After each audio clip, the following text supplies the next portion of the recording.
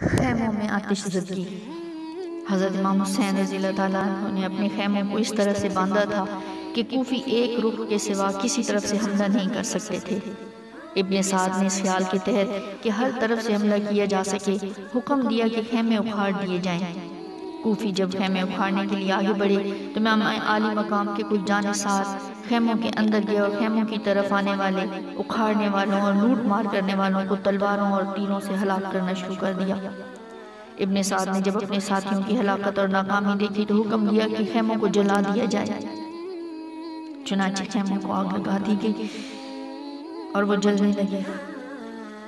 حضرت امام حسین نے دیکھا تو فرمایا کہ ان کو خیمے جلانے دو، تب بھی وہ چاروں طرف سے حملہ نہیں کر سکیں گے، کیونکہ پہلے خیمے حائل تھے، اب آگ حائل ہے۔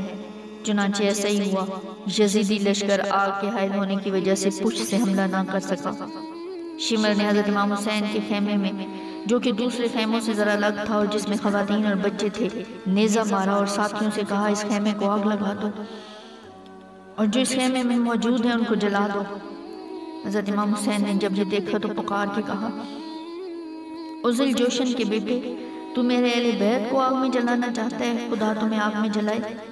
شمر کے ساتھیوں میں حمید بن مسلم نے شمر کو روکا اور غیرت دلائی کہ تیرے جیسے بہادروں کو عورت کے ساتھ ایسا سلوک کرنا انتہائی شرمناک ہے۔